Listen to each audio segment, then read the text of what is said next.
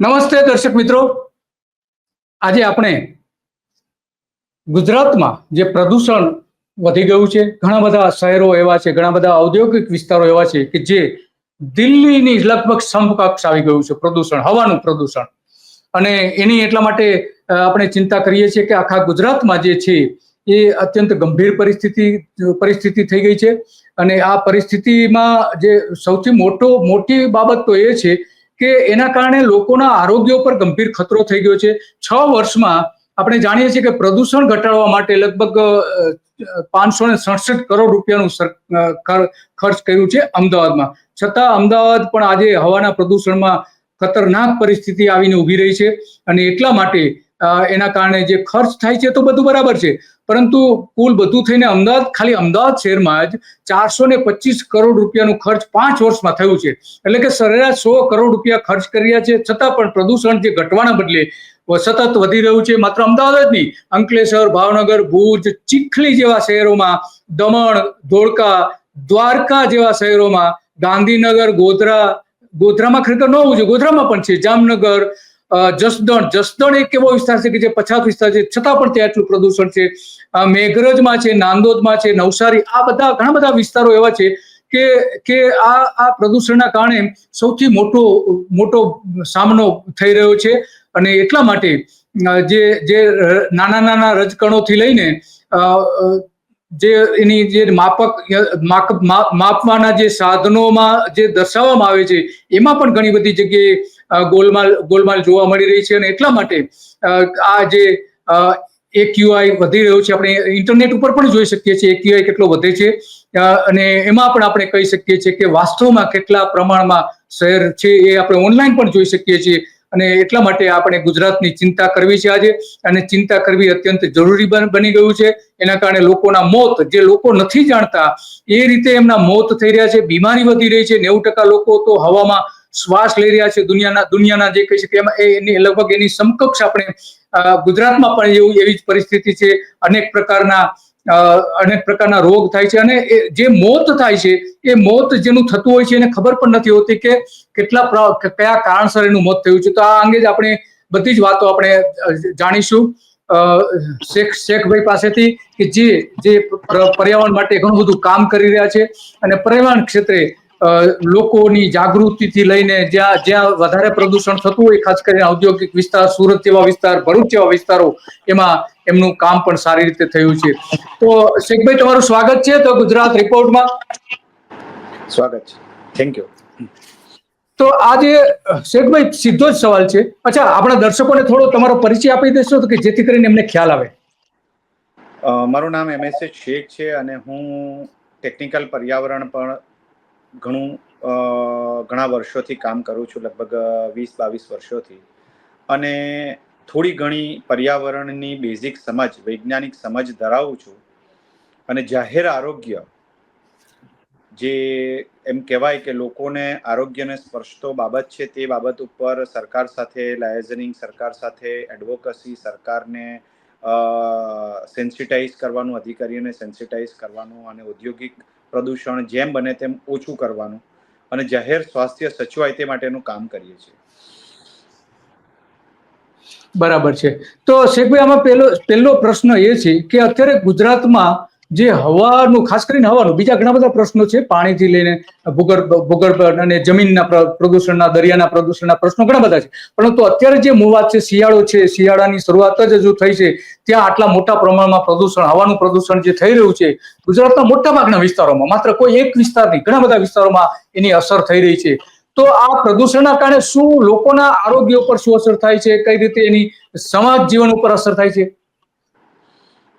સૌથી પહેલા હું કહીશ કે હાલમાં જે AAQ, એમ્બિયન્ટ એર ક્વોલિટીના જે સ્ટેન્ડર્ડ્સ છે અને જે પ્રમાણે માપણી કરવામાં આવી રહી છે, એના જે આંકડા આવે છે, 400 પાર થયું, 350 પાર થયું, 500ની આજુબાજુ દિલ્હી આવી ગયું, 550 આવી ગયું. એ બધા માટે સૌથી અગત્યની વસ્તુ છે કે જે માપન કરવામાં આવે છે ઇલેક્ટ્રોનિક પદ્ધતિથી કરવામાં આવે છે, અને ઘણી ખરી જગ્યાએ માપન સાચું પણ આવી રહ્યું છે, અને ઘણી ખરી જગ્યાએ માપન ખોટું પણ આવી રહ્યું છે. સેન્સરો સાથે પણ ચેડા કરવામાં આવે છે. જ્યારે લોકો બીજાના ખોરાક સાથે ચેડા કરતા હોય, બીજાના આરોગ્ય સાથે ચેડા કરતા હોય, તો એવા લોકો આવા સેન્સરો સાથે પણ ચેડા કરે છે અને AQI ઘણી બધી ઔદ્યોગિક વિસ્તારોમાં ખૂબ ઓછો આવે છે અને બિન ઔદ્યોગિક વિસ્તારોમાં ઘણો બધો વધારે આવે છે.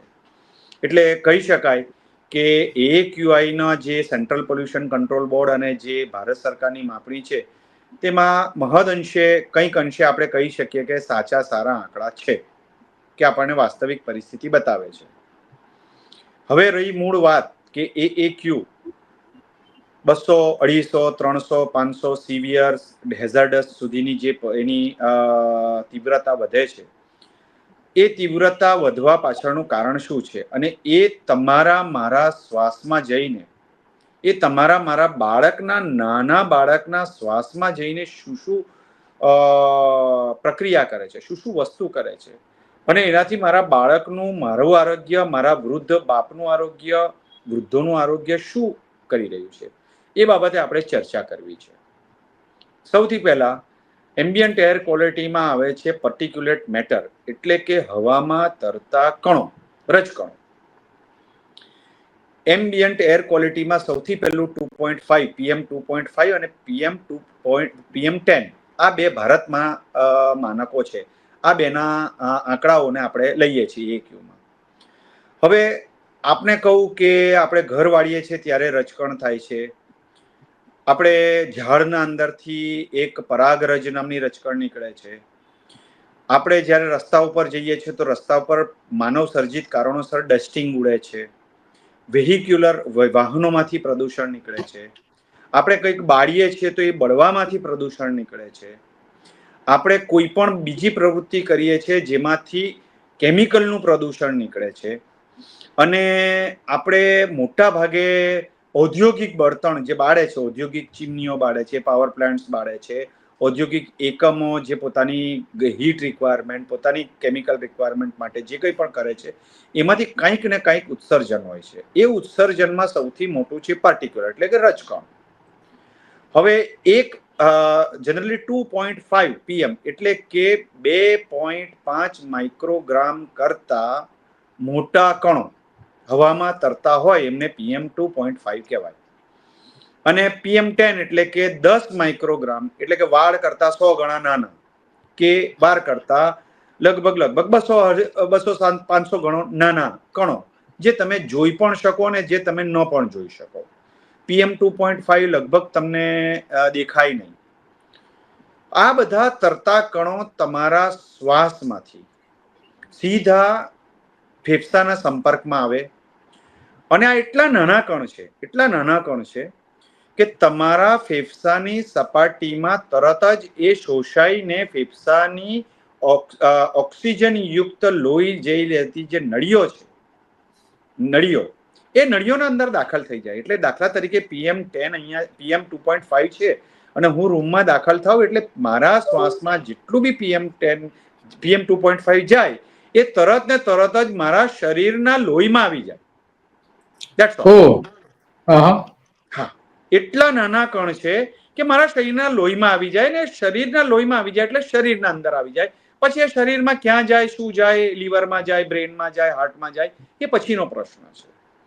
એટલે આ 2.5 નું પ્રદૂષણ અત્યંત ઘાતક છે. બીજું PM10 એ મોટા કણ હોય, એ તરતા રહેતા હોય. મોટા કણ કદાચ તમે રૂમાલ બાંધો તો એ રૂમાલના અંદર કદાચ અટકી જાય, પણ PM 2.5 ના કણો તો તમે રૂમાલ બાંધો તો બી ગળાઈને શ્વાસમાં જવાના જ છે.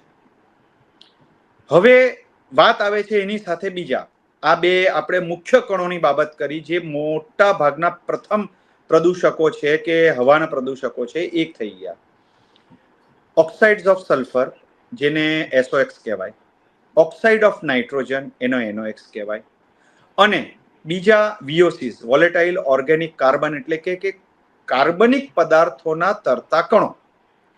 એ હવામાં તરતા હોય કે એ પાણીમાં ભેજ જે છે એ ભેજના કણ સાથે એની ઉપર સવારી કરીને તરતા હોય, અને એ આપણા શ્વાસમાં જાય. ફોર એક્ઝામ્પલ, તમે બળતણ લિગ્નાઇટ બાળ્યું કે સલ્ફરયુક્ત બળતણ બાળ્યું કે ડીઝલ બાળ્યું, અને એમાંથી સલ્ફરનો ધુમાડો નીકળ્યો અને સલ્ફરના ઓક્સાઇડ હવાની સાથે પ્રક્રિયા કરીને તરતા હવાના ઓક્સાઇડમાં તરતા કણો, ઓક્સાઇડ્સ ઓફ સલ્ફર, એ તમારા નાકમાંથી ફેફસામાં જાય એટલે ફેફસામાં પહેલું જ વસ્તુ હોય એ પાણી, કારણ કે ઓક્સિજન અને પાણીની હાજરીમાં જ ઓક્સિજન આપણા શરીરમાં દાખલ થાય. હવે તમે ઓક્સાઇડ્સ ઓફ સલ્ફર નાકમાંથી લો એટલે ફેફસાના પ્રથમ સ્તર ઉપર રાસાયણિક પ્રક્રિયા થાય અને ત્યાં હાઇડ્રોસલ્ફ્યુરિક એસિડ H2SO4 બને. અને એ H2SO4 અત્યંત ઝેરી અને અત્યંત ઘાતક હોય, એસિડિક હોય, એટલે એ સૌથી પહેલા તમારી ચામડીને બાળે ફેફસાની અને તમારી ફેફસાની કાર્યક્ષમતાને અસર કરે. જો રોજ તમે H2SO4 લેતા હોવ તો બને એવું કે તમારા ફેફસાની કાર્યક્ષમતા 100, 80, 60, 50, 40 પર આવી જાય. સેમ એવું જ ઓક્સાઇડ્સ ઓફ નાઇટ્રોજનનું છે. એ નાઇટ્રોજનનો ઓક્સાઇડ ફેફસામાં જાય એટલે નાઇટ્રિક એસિડ બને. એક બાજુ સલ્ફ્યુરિક એસિડ બને, એક બાજુ નાઇટ્રિક એસિડ બને અને તમને એલર્જી કરે, અસ્થમા કરે, ખાંસી થાય, બીજું બધું જ થાય. સૌથી અગત્યની વાત છે શિયાળામાં કેમ. આ બધા પ્રશ્નો વાયુ પ્રદૂષણના હંમેશા શિયાળામાં જ જન્મતા હોય. તો એનું વૈજ્ઞાનિક કારણ એવું છે કે શિયાળામાં વાતાવરણમાં ટેમ્પરેચર એક તો ઠંડુ થઈ જાય, એટલે ટેમ્પરેચર ઓછું થવાના કારણે આ બધા જે કુદરતી જે બી કૃત્રિમ બને છે કે કુદરતી હોય એ બધા પ્રદૂષકો હવામાં બહુ બેરોકટોક નિરંકુશ થઈને ફરે. અને શિયાળામાં જ્યારે ટેમ્પરેચર ડાઉન હોય ત્યારે એમાં ફોગ, ભેજ, હવામાં ફોગનું પ્રમાણ હોય, તો એ ફોગના પ્રમાણમાં પણ આ બધા પ્રદૂષકો વધારે પ્રમાણમાં ફેલતા હોય.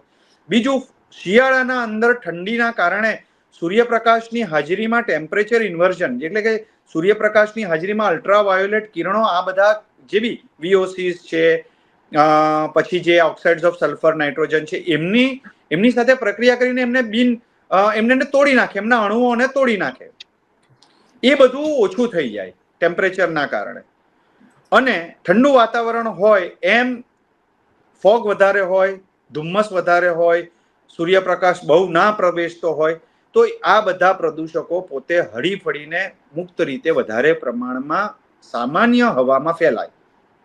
હવે આપણે સમજી ગયા છીએ કે હવામાં ફેલાતું કોઈ પણ પ્રકારનું રજકણ કે કેમિકલ્સ, હવે એક VOC ની વાત આવે છે, વોલેટાઇલ ઓર્ગેનિક કાર્બન, અને બીજા ઘણા બધા એમાં બેન્ઝીન અને બધા ઘણા બધા એમાં નાના આલ્ડીહાઇડ અને બધા ઘણું બધું છે એમાં. તો આ બધા પણ કેમિકલ્સ છે અને આ બધા પણ તરતા કણો જ કહી શકાય, રસાયણના કણો છે. એ બી તમારા શ્વાસમાં જાય છે અને શ્વાસના અંદર જઈને સૌથી પ્રથમ માનવના શ્વાસમાં, પછી પશુ પક્ષીના શ્વાસમાં, પછી જીવજંતુના શ્વાસમાં, પ્રાણીઓના શ્વાસમાં અને જીવસૃષ્ટિના શ્વાસમાં જે કોઈ શ્વાસ લે છે એને આ અસર કરે છે. મુખ્ય બાબત છે, આપણે માપીએ છીએ કે આટલું EQI આવ્યો, આપણે જાણીએ છીએ કે 400 થઈ ગયો, પછી શું? હવે શું કરવું? 400 થઈ ગયો, હવે મારે શું કરવું એ આપણને ખબર નથી. સરકાર હવે શું કરવાનું? સરકાર પાસે કોઈ એવી જાદુઈ છડી નથી કે સરકાર એમાં કંઈક તરત ચાપ દબાવીને કરી દે. એક પરફેક્ટ ઘરનું સપનું એને સાકાર કરશે કોણ? Shrinathji group of companies. 10 વર્ષ પહેલા દક્ષેશ સ્ટાર્ટેડ હિઝ જર્ની એક સિમ્પલ ડ્રીમથી. બધાનું ડ્રીમ હોમ બનાવવાનું સપનું, એ પણ અફોર્ડેબલ પ્રાઇસમાં. 2015 થી હજારો ફેમિલીઝનું સપનું પૂરું કર્યું છે, તો તમે કેમ પાછળ રહી જાઓ? આજે જ મુલાકાત લો શ્રીનાથજી સામ્રાજ્ય અને સ્વસ્તિક પાર્કની અને તમારા સપનાને એડ્રેસ આપો.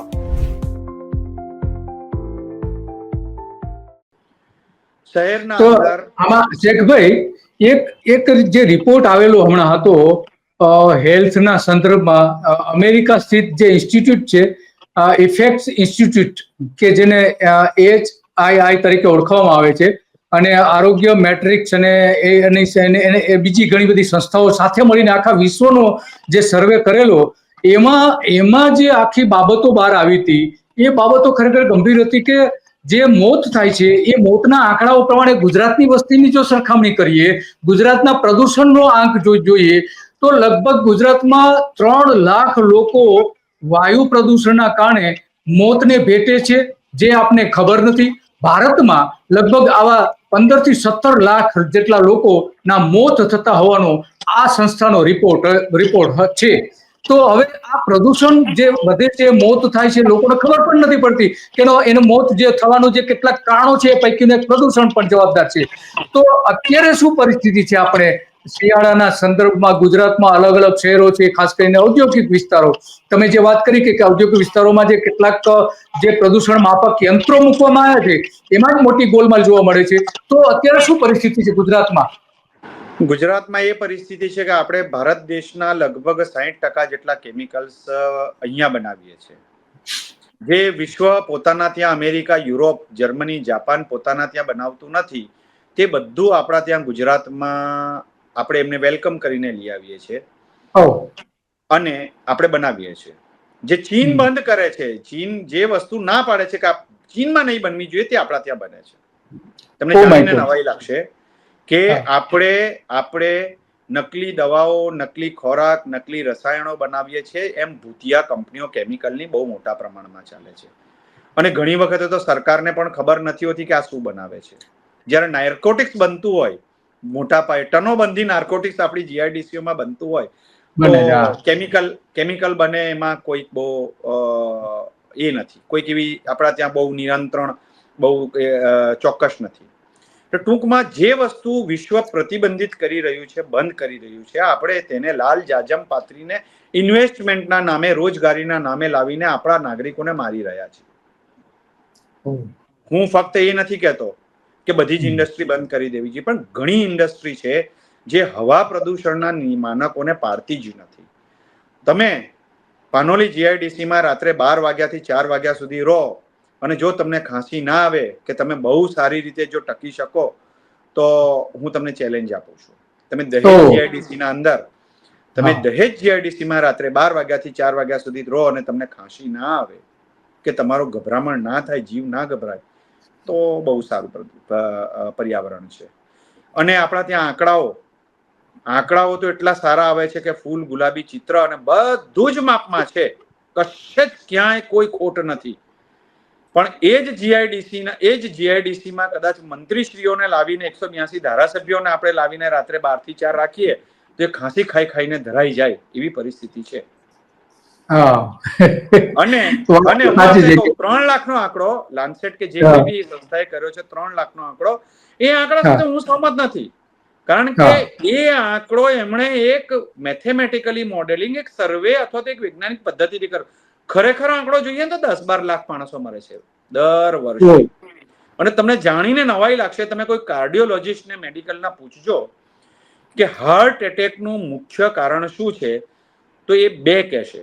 એક તો છે કે ધમનીઓની અંદર ચરબી જામી જવી અથવા તો જે લિપિડ જામી જવા એના કારણે સાંકડી થઈ જવી, અને બીજું કારણ છે સડન કાર્ડિયાક અરેસ્ટ, અચાનકમાં હૃદયનું બંધ થઈ જવું, જેની સાથે ચરબીનો કે કોઈ કોલેસ્ટ્રોલનો લેવા દેવા નથી. હા શેખભાઈ, આ જે આપણે જે જોઈ રહ્યા છે, જે આંક જે જોઈ રહ્યા છે, એ અમદાવાદ સિટીનો અત્યારનો હમણાંનો જે ઓનલાઈન જે બતાવે છે એ જોઈ રહ્યા છે. તો આ કેટલું ભયજનક કહી શકાય આમાં, જે રીતે તમે વાત કરી હૃદય રોગ. આજે દરરોજ મારા સુરતમાં 2 જણ હાર્ટ એટેક થી મળે છે, અને એમની ઉંમર લગભગ 30 થી 40 ની વચ્ચે જ હોય છે, અથવા તો 20 થી 40 ની વચ્ચે હોય છે. રોજ 2 જણ આવે છે. બરાબર, શું થયું કે એટેક આવ્યો.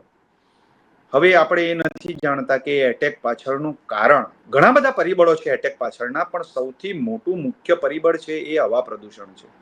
અને વાયુ પ્રદૂષણના કારણે ફેફસા પછી ખરાબ થાય છે, પહેલા એટેક અને હૃદયનું અંદરના જે સિગ્નલિંગની સિસ્ટમ છે ચેતાતંત્રની અને જે હાર્ટની છે તે ખરાબ થાય છે. આપણા ત્યાં પોસ્ટમોર્ટમ પછી આપણા ત્યાં એટલા બધા ડોક્ટરો છે, પણ એટલી બધી લેબોરેટરીઓ કે એટલું બધું નથી કે ચોક્કસ કારણ શોધે અને એના શરીરમાં કેટલા કેમિકલ્સ છે તે શોધી કાઢવામાં આવે, એટલું નથી આપણા ત્યાં. કોઈનું તંત્ર નથી. પરંતુ થેન્ક્સ ગોડ કે અત્યારે માના ધાવણમાં યુરેનિયમ નામનું કેમિકલ શોધાયું. બરાબર છે, રેડિયો એક્ટિવ તત્વ.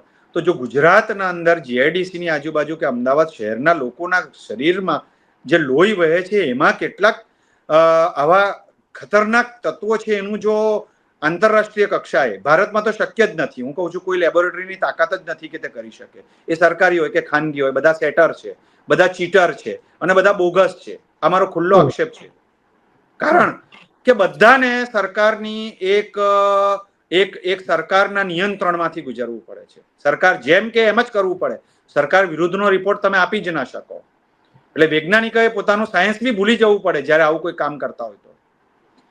એટલે ઇન્ટરનેશનલ કક્ષાએ આપો તો તમને ખબર પડે કે તમારા શરીરના લોહીમાં કેટલા VOC, કેટલા કેમિકલ્સ, કેટલા પ્રમાણમાં હાર્મફુલ તત્વો આ હવા પ્રદૂષણના કારણે આવી ગયા છે. બરાબર. એટલે આપણા ત્યાં મરણ જનારનું ફોરેન્સિક પોસ્ટમોર્ટમ થાય પછી એના ફેફસાની ત્વચાને જો મોકલે જર્મની, જાપાન, અને ત્યાં શોધવામાં આવે કે આનું કયા કારણસર મૃત્યુ થયું છે, તો એ 100% લખી આપે કે આ કેમિકલ્સ મળ્યા છે અમને. તો એનો મતલબ શેખભાઈ, એનો મતલબ એ થયો કે આપણી સરકાર જ ઈરાદાપૂર્વક લોકોને જણાવતી નથી કે ખરેખર આ પ્રદૂષણના કારણે જે મોત થઈ રહ્યા છે એનું મુખ્ય કારણ આ પ્રદૂષણ પણ છે. જે મોત થઈ રહ્યા છે એમાં પ્રદૂષણ પણ એક કારણ છે મહત્વનું. અને આ લેબોરેટરીમાં ટેસ્ટિંગમાં આપીએ છીએ તો લેબોરેટરીમાં પણ સાચા રિપોર્ટ આવતા નથી. એક બાજુ જ્યાં યંત્રો, પ્રદૂષણ માપક યંત્રો અલગ અલગ જગ્યાએ મૂકેલા છે ત્યાં સાચા આંકડાઓ ન આવે એટલા માટે એ જે જ્યાં પ્રદૂષણ ઓછું હોય ત્યાં મૂકવામાં આવે છે. તો આ સરકાર પોતે જ લોકોને મારી રહ્યા છે એનો મતલબ એ થયો ને. આપણે જાણીને નવાઈ લાગશે. અત્યારે AAQM આપ કહો છો કે અમદાવાદમાં 400 છે, પરંતુ તમે સરકારી આંકડા પ્રમાણે જે રિપોર્ટ સરકારના રેકોર્ડ પર મુકાય છે તે જોશો ને તો તમને હસવું આવશે. તમને હસવું આવશે કે આ શું થઈ રહ્યું છે, દેશમાં શું થવા જઈ રહ્યું છે.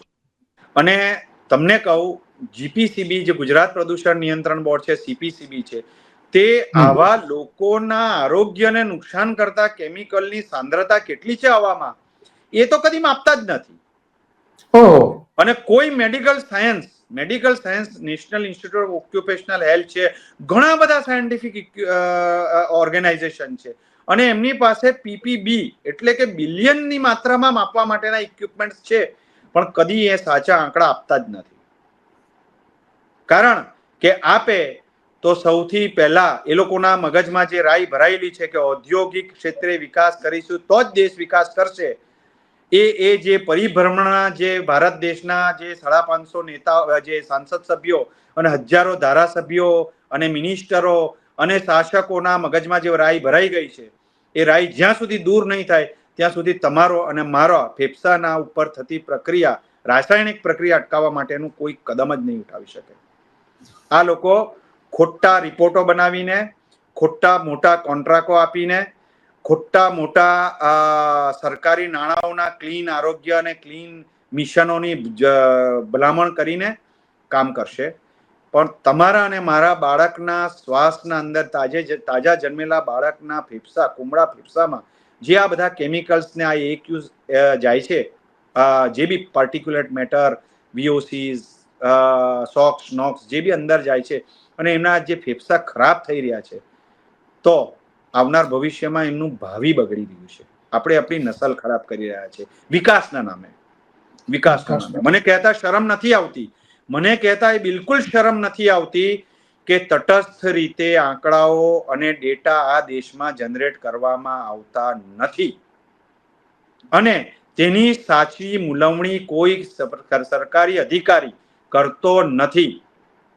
હવે હું વાત આવીશ, હવે આ બધું થઈ ગયું કે ભાઈ આ છે, હવે આપણે શું કરવું, સરકાર કરે નહીં કરે, આપણે શું કરવાનું? મારે મારા બાળકને બચાવવાનું છે, મારે મારી જાતને બચાવવાની છે, શું કરવાનું? અત્યંત મહત્વનું છે કે લોકોએ શું કરવું, આપણે શું કરવું. એ તો નેતાઓ તો ચાલતા રહેશે, સરકારો ચાલતી રહેશે, આ લોકોના આંકડા તો આવા જ આવવાના છે. 10 વર્ષ પછી સંવેદના ગુમાવી ચૂકેલા તંત્ર છે. આ તંત્ર જે છે એમને સંવેદના, માનવતા, કુદરત, લોકોનું સ્વાસ્થ્ય, જાહેર સ્વાસ્થ્ય કરતા બેલેન્સ શીટ, એ લોકોને એક્સપોર્ટના આંકડા, કેમિકલનું ઉત્પાદન, એ લોકોને ઔદ્યોગિક ઉત્પાદન, બરાબર, GDP, એ બધાની વધારે ફિકર છે. તમારા ને મારા સ્વાસ્થ્યની ફિકર નથી. એટલે હું કહેવા માંગીશ કે તમારે સૌથી પહેલા તો N95 જે આપણે કોવિડમાં માસ્ક પહેરતા હતા એ પ્રકારનું માસ્ક જ્યારે બહાર જાવ ત્યારે પહેરવાનું શરૂ કરો. બીજું, રૂમાલ બાંધો શક્ય હોય તો. ત્રીજું, જેમને કોઈક પ્રકારનો કોવિડ થઈ ચૂક્યો છે અને હોસ્પિટલાઇઝ થયેલા છે, જેમના ફેફસા પહેલેથી વીક છે, એ લોકો ખાસ કાળજી રાખે આવામાં. કારણ કે તમે વીક થઈ ગયા છો, તમારા ફેફસા વીક છે, આવું વધારે વીકનેસ વાળું જો તત્વ મળ્યું તો તમને વધારે અસર થશે. એટલે જે લોકો કોવિડમાં હોસ્પિટલાઇઝ થયેલા છે એ લોકો વધારે તકેદારી રાખે તો સારું. ચોથું છે, તમે તમારા ઘરના અંદર બારી બારણાઓ છે શક્ય એટલા બંધ રાખો, બહારની હવા અંદર ના આવે એવું કરો. અને એર પ્યુરિફાયર બધાની ખરીદવાની તાકાત નથી તો પોતા મારવાનું રાખો. જેટલું તમે વધારે પોતા મારશો, ડસ્ટિંગ એટલું વધારે પ્રમાણમાં 3 વખત પોતું મારો તો ડસ્ટિંગ જે આવે છે એટલું ડસ્ટિંગ ત્યાં ચોંટીને એ ચોંટી જાય તો તમારા શ્વાસમાં ન જાય. અથવા તો ભીના પડદા રાખો તમારા ઘરમાં. જો તમે 2, 4, 5 સેન્ટીમીટર 2-5 મીટરનો એક ભીનું કપડું રાખો તો આ તરતા કણો ત્યાં ચોંટી જાય અને તમારા શ્વાસમાં ના જાય તો તમારો ઘરનો EQ છે એ ડાઉન થઈ શકે. એટલે ભીની વસ્તુનો પડદો મૂકો તો એના ઉપર ચોંટી જાય. ત્રીજું, એસી રાખતા હોવ તો એસીમાં ફિલ્ટર સાફ કરીને રાખો તો ફિલ્ટરમાં જેટલું બી પાર્ટિક્યુલેટ મેટર ને બધું જે છે એ ગળાઈ જાય. અને બને ત્યાં સુધી તમારા નાના જે બાળકો છે એને આ ડસ્ટિંગમાં અત્યારે આવું જ્યારે AQMS છે ત્યારે રાતના સમયે સાંજે 6 વાગ્યા પછી બહાર ન કાઢો, એમને ઘરમાં રાખો તો વધારે સારું. કારણ કે રાતના સમયે આવા જે કોઈ પણ વિઘાતક તત્વો છે, જે પણ કેમિકલ્સ છે એ ખૂબ મોટી માત્રામાં બહાર હોય છે. એમનું થર્મલ અને અલ્ટ્રાવાયોલેટ ડીકોમ્પોઝિશન નથી થતું ઓર્ગેનિક મેટર્સ, ઓર્ગેનિક પદાર્થોનું, અને એ સીધા તમારા લોહીમાં જ ભળી જાય છે. અને ખાસ કરીને એટેકનું મુખ્ય કારણ મેં કીધું કે આ હવા પ્રદૂષણ છે, અને સૌથી મોટું એટેકમાં મરનાર હવા પ્રદૂષણના કારણે મરે છે. પછી આવે છે આ બીજું તત્વ તો કે ભાઈ કોલેસ્ટ્રોલ હતું ને હૃદયની બીમારી હતી, જન્મજાત બીમારી હતી. હવાનું પ્રદૂષણ વધારે છે. તો આ બધામાં આટલી કાળજી આપણે લઈએ કે આપણે પોતાની સ્વાસ્થ્ય, ઘરનું સ્વાસ્થ્ય અને ઘરમાં આ જે બી પોલ્યુશન લેવલ છે તે ઘટે એને માટે પ્રયત્ન કરી. બીજું, આવનાર સમયમાં હવે વધારે ખરાબ પરિસ્થિતિ જે રજકણો આવી રહી છે, જે કુદરતી એક હોનારત ઘટી છે અને ત્યાંથી જ્વાળામુખીના રજકણો આપણા ત્યાં ભારત સુધી પહોંચી છે, એ રજકણો પર અલ્ટિમેટલી આપણું AQMS વધારશે અને પ્રદૂષણ વધારશે. તો એના માટે પણ સંપૂર્ણ સાવચેત થઈને સરકાર કરશે તે નહીં, પરંતુ આપણે જેટલું કરીએ તેટલું કરી શકીએ. અને બીજું, જો પાણીની વ્યવસ્થા હોય તો બહાર આંગણાના અંદર સવારે કે બપોરે થોડું છાંટી દઈએ તો એટલું ડસ્ટિંગ કે એટલું ઓછું થાય તો આપણને ફાયદો પડે. બરાબર. આપણી પાસે સ્પ્રે, આપણી પાસે જો પાણીનું સ્પ્રે હોય, પાણીનું સ્પ્રે જો જે આપણે જ્યારે છાંટતા હોઈએ છીએ નાની નાની રજકણો એની પાણીની ફેલાતી હોય છે, જો રૂમના અંદર તમે આવો સ્પ્રે બી કરી દો 5, 7, 10 મિનિટ સુધી તો આવા સ્પ્રેના વાતાવરણમાં એ પાણીના કણો આવા બધા કેમિકલ્સને રજકણોને પકડીને નીચે બેસી જાય તો તમારા રૂમનું કુદરતી પર્યાવરણ એ થોડુંક કંઈક અંશે સારું થઈ શકે. આટલું સારું થાય. હા, એ વાત સાચી તમારી, અને તમે ઘણી બધી વિગતો આપી. પરંતુ આમાં સૌથી મોટો સવાલ એ આવે છે કે માનો કે ઉદ્યોગો દ્વારા આ પ્રદૂષણ થઈ રહ્યું છે, તો આમાં વાહનો કેટલા અંશે જવાબદાર છે? વાહનોના કારણે પ્રદૂષણ થાય છે ખરું? અત્યારે CNG ની મોટી મોટી વાતો કરવામાં આવે છે. વાહનોના કારણે પ્રદૂષણ છે. વાહનોના કારણે હવે થોડાક નવા યુરો 2, યુરો 6 આવ્યા, યુરો 5 આવ્યા. એમાં પ્રદૂષણ ઓછું કરવાના ઘણા બધા સાધન છે. પણ સૌથી વધારે એક વાત કહીશ તમને કદાચ જાણીને નવાઈ લાગશે, તમે સાંભળી પણ નહીં હોય આ વાત. CNG જે છે ને, એ લોકો કહે છે ક્લીન ફ્યુઅલ છે, પણ CNG માંથી ઓક્સાઇડ ઓફ નાઇટ્રોજન બહુ વધારે પ્રમાણમાં નીકળે છે. પેટ્રોલ ડીઝલ કરતા વધારે ઓક્સાઇડ ઓફ નાઇટ્રોજન એ ખૂબ વધારે નીકળે છે. અને એ જ ઓક્સાઇડ ઓફ નાઇટ્રોજન તમારા ફેફસામાં નાઇટ્રિક એસિડ બનાવીને તેની ત્વચાને બાળી મૂકે છે, તમારા ફેફસાની ત્વચાને. એટલે આપણે ક્લીન ફ્યુઅલની વાત કરીએ છીએ. CNG ની રિક્ષાઓ છે, CNG. ભાઈ, CNG માંથી ઓક્સાઇડ ઓફ નાઇટ્રોજન દૂર કરવા માટેની તમારી પાસે ફેસિલિટી નથી, એ નીકળે જ છે. બરાબર. એટલે આપણે સ્વિચ ઓવર કરીએ છીએ EV પર કરીએ. ચાલો, EV સારું છે, ડીઝલના વાહનો ઓછા કરીએ છીએ, પરંતુ વેહિકલ પોલ્યુશન છે. કારણ કે 2 વ્હીલર મોટે ભાગે આપણે રેપિડ, BRTS બસ અને હજી મેટ્રોના પાપા પગલી પર છીએ, ઠેકાણા નથી. આપણા ત્યાં સાર્વજનિક પરિવહનની સુવિધા ગુજરાતમાં તો ઠેકાણા નથી. હું બીજા રાજ્યોને વધારે સારા કહીશ કે પ્રગતિશીલ છે. ગુજરાતમાં સાર્વજનિક પરિવહનની પરિસ્થિતિ ખૂબ ઓછી છે. માંડ 10%, 15%, 20% લોકો વાપરે છે. મોટાભાગના લોકો ગાડીઓ વાપરે છે, ટુ વ્હીલર વાપરે છે, કારણ કે સારી સુવિધા ઊભી કરવામાં સરકાર નિષ્ફળ નીવડી છે. તો આ વેહિક્યુલર પોલ્યુશનના કારણે પણ બહુ મોટા પ્રશ્નો સર્જાય છે. ઔદ્યોગિક પ્રદૂષણ પણ છે. હા, તો શેખભાઈ તમારો ખૂબ ખૂબ આભાર. તમે ઘણી બધી વિગતો આપી, દર્શકોને જણાવ્યું કે ખરેખર પ્રદૂષણ શું છે, પ્રદૂષણની શરીર ઉપર કઈ રીતે અસર થાય છે, કઈ રીતે સરકાર જે લેબોરેટરીમાં ટેસ્ટિંગ થાય છે એને ઢાંકવા માટેના તમામ પ્રયત્નો કરે છે, જે પ્રદૂષણ માપવાના યંત્રો છે એને કઈ રીતે એવી જગ્યાએ મૂકવામાં આવી રહ્યા છે કે જ્યાં ઓછામાં ઓછું પ્રદૂષણ આ યંત્રોમાં આવે. દિલ્હીનો પણ હમણાં આપણે એક વિડીયો જોયો કે જ્યાં આ પ્રકારના યંત્રો મૂકેલા હતા, તો ત્યાં ટ્રક ફેરવીને પાણીના ફુવારા છોડીને એના ઓછું પ્રદૂષણ આવે મશીન યંત્રની અંદર, એ પ્રકારની પણ ષડયંત્રો આપણે જોયા હતા વિડીયોમાં. તો આ આખી એક બહુ ગંભીર ઘટના છે. ગુજરાતને માટે તો સૌથી વધારે ગંભીર ઘટના છે. તમે જે વાત કરી એ પ્રમાણે કે કેમિકલ્સનું જે ઉત્પાદન થઈ રહ્યું છે એ વિશ્વમાં જે બેન મૂકેલો છે, પ્રતિબંધ મૂકેલો છે, એવું પ્રદૂષણ, એવા કેમિકલ્સ અહીંયા થઈ રહ્યા છે. તો શેખભાઈ તમારો ખૂબ ખૂબ આભાર, ઘણી બધી વિગતો આપી, અને આપણે આશા રાખીએ કે લોકો આ બધું જાણે અને એના પોતાના જીવનમાં કઈ રીતે અપનાવવું એના પણ તમે 5 રસ્તાઓ પણ બતાવ્યા કે તમે પોતે વ્યક્તિગત રીતે શું કરી શકો છો. તો તમારો ખૂબ ખૂબ આભાર શેખભાઈ. આભાર, થેન્ક યુ.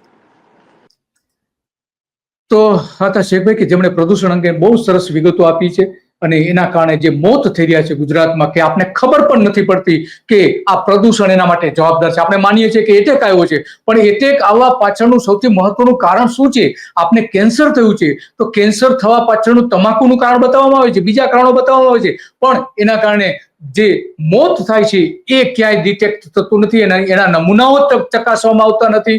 અને અમેરિકાની જે સંસ્થાએ જે આખો વિશ્વનો જે અહેવાલ જાહેર કરેલો હતો એમાં ભારતમાં જે મોત કેટલા થાય છે એનું જે આંકડો આપવામાં આવ્યો હતો એની ગણતરી કરીએ તો ગુજરાતમાં દર વર્ષે 3 લાખ લોકો જે મોત પામે છે, એમાં પ્રદૂષણ સૌથી વધારે જવાબદાર છે. તો બસ આજે આટલું જ, અને આવી જ બાબતો ઉપર આપણે ચર્ચા કરતા રહીશું. નમસ્તે.